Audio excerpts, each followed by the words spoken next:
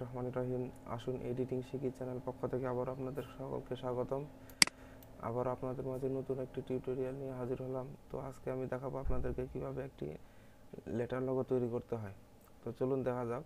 আজকে আমি তৈরি করব টিএস লোগো। প্রথমে আমি এখানটায় যাব, টাইপ টুল, কিবোর্ডের শর্টকাট টি,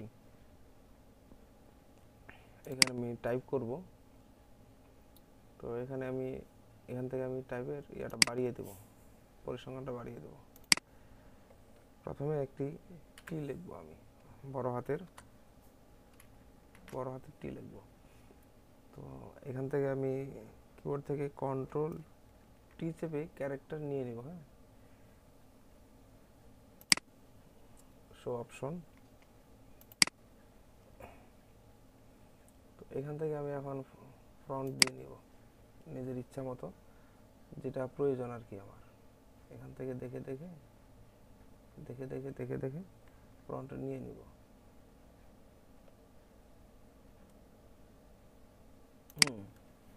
তো এখন আমি এটাকে বড় করে দেব, টেনে একটু বড় করে দেব।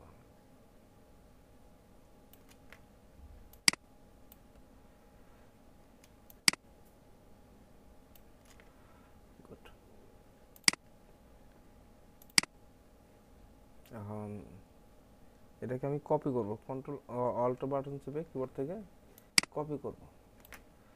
কপি করার পরে এটাতে আমি ডাবল ক্লিক করব, ক্লিক করে এস লিখব। তোমার এস চলে আসছে। তো এসটাকে আমি একটু ছোট করে দেব, যাতে সমান তালে ছোট হয়। এজন্য কিবোর্ড থেকে শিফট অল্ট বাটন চেপে নিতে হবে। কারণ আমি এটাকে এর মাঝ বরাবর বসিয়ে দিব।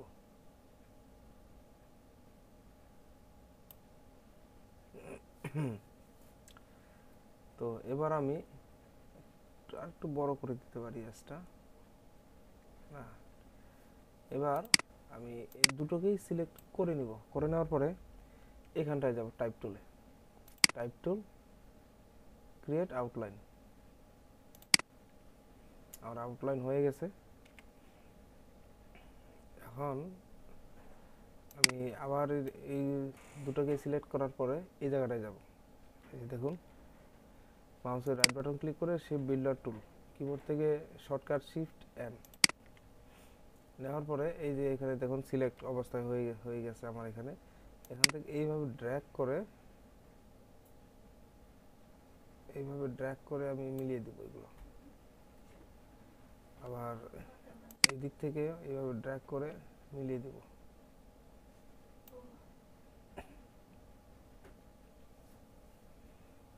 তো এবার আমরা এগুলোতে কালার ব্যবহার করব। এই টিটা সিলেক্ট করে নেব প্রথমে, এট ফার্স্ট, অথবা এক্সটাও সিলেক্ট করতে পারি আমি।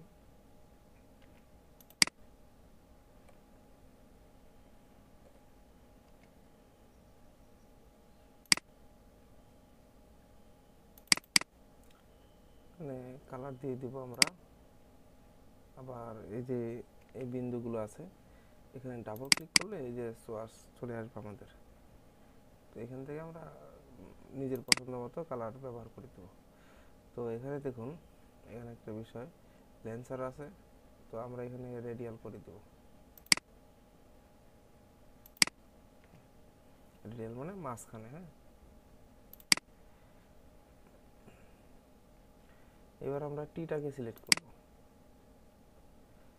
সিলেক্ট করার পরে টিটাকে আমরা কালার দিয়ে দিব, ঠিক একই রকম, একইভাবে।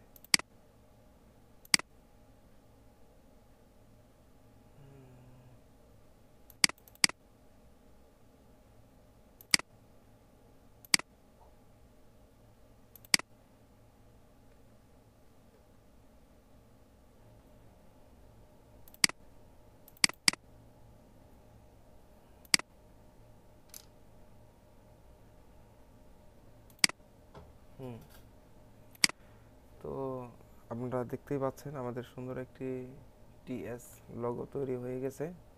তো এটাকে আবার আমরা একটু ডিজাইন ব্যবহার করব। এই দুটোকে আমরা একত্র করার পরে কিবোর্ড থেকে কন্ট্রোল জি টিপে গ্রুপ করে নিব, যাতে আলাদা না হয়ে যায়।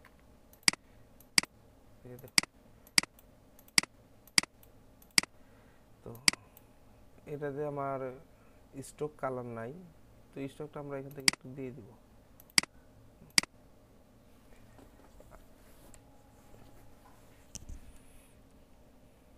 স্টকটা আমরা এখান থেকে আলাদা কালারও ব্যবহার করতে পারি।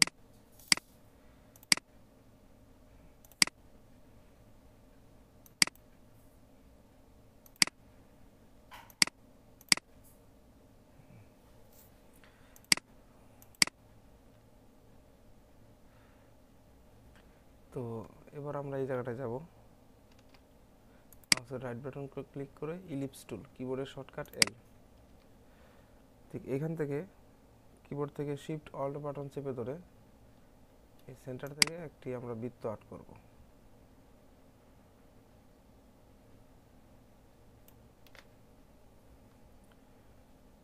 বৃত্তটি আমার প্রথমেই চলে আসছে ফ্রন্ট সাইডে, আমার টিএস লোগোটি পিছনে পড়ে গেছে। তো আমি এটাকে মাউসের রাইট বাটন ক্লিক করে অ্যারেঞ্জ, এখান থেকে দেখুন সেন্ড টু ব্যাক ক্লিক করে দেওয়ার সাথে সাথে আমার কিন্তু লোগোটি উপরের দিকে চলে আসছে। তো এবার আমি এটাতেও কালার ব্যবহার করব।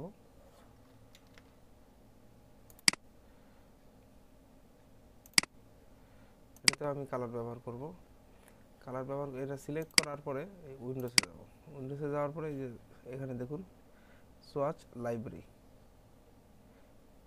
এখান থেকে আমরা যে কোনো একটি কালার চয়েস করে নেব।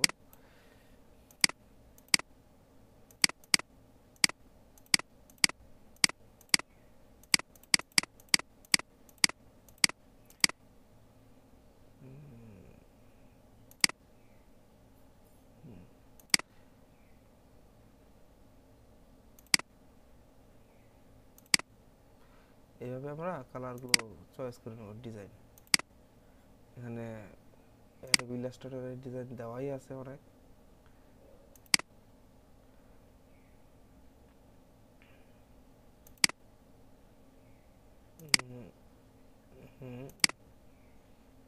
এটাই পারফেক্ট। তো এটাকে আমরা এখন একটু উপরে তুলে দেব সমান, কিবোর্ড থেকে আর একটু বড় করে দেই, দেখতে ভালো লাগবে।